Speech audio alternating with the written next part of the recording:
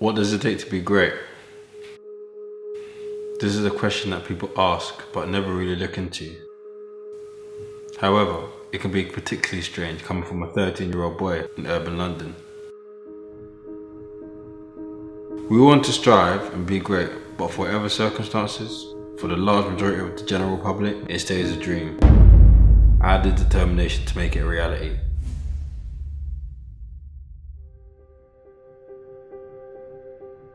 Growing up in a traditional African home, their method is go to school, get good grades, get a good job, and then you'll be successful. So you know what I mean? Like, I gave it a try because that's how they did it. But it just didn't work for me. I began to become disinterested in the schooling system and looked for other forms of entertainment within the class. I became increasingly disruptive, talking in class, making people laugh, basically becoming the class clown. It fit me well. I was a joker at home, so I just transferred it to the classroom. As you can imagine, this got me in a lot of trouble. So that way didn't work for me. It didn't fit me well. So I decided to look elsewhere for ways I would attain to be great. My parents' way didn't work, so I looked towards my friends.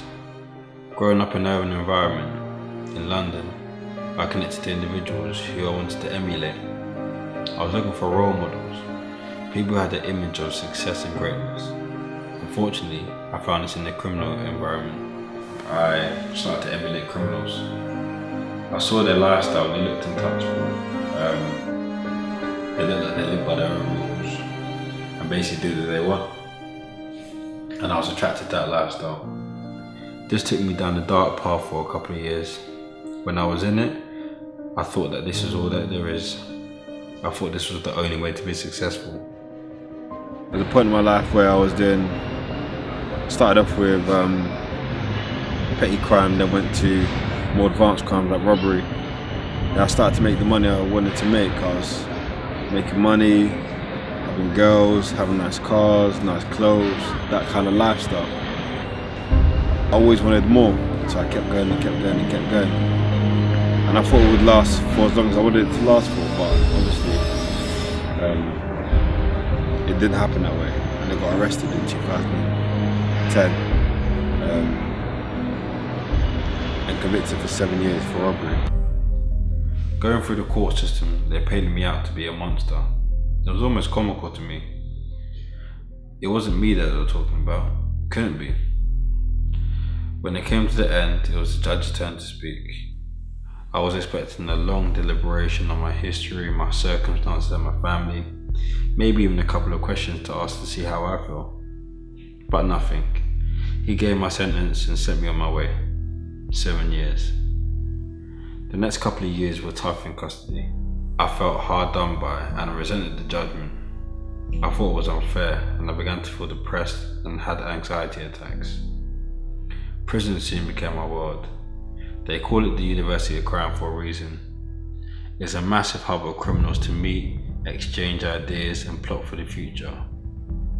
I was convinced that a life of crime was the only way now. I began to take notes on criminal activities that were supposedly low risk, plotting, scheming, awaiting my release to give them a try. But something happened 9 months before I was released. I was in a cell once and with a guy, older guy. He had a wife, kids, a family, a life, everything. But all he could think about was doing crime. And it got to me like, from there, his mindset hadn't changed. And I didn't be one of those people. So I decided to make a change. So I decided to work on myself. My mindset was the most important thing to me by then. So then started working on my mind, meditating, planning for the future. I started to research different things that would help to enhance the mind.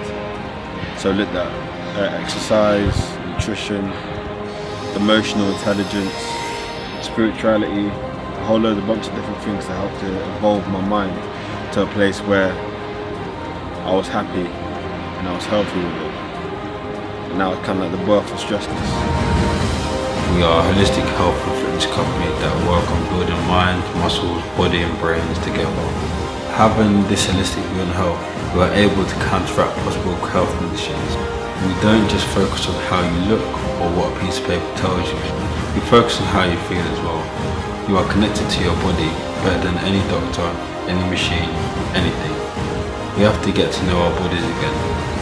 We've lost a connection with them. So much has happened to it that inside we are confused what's good for us and what isn't. Food has a physiological response with us, so mentally we may feel good, but physically it's doing bad. Exercise may hurt, but it's building the body for efficiency. Meditation and emotional control may be difficult to master, but necessary for our mind to build and grow. Our bodies are connected to a great energy source, keeping our heart beating, the digestion effective, cell replication on time and precise, and so much more. This energy is striving for you to be healthy. Once we connect to that source and listen to it, we receive all the information we'll need. This is true health. This is the Stressless Life.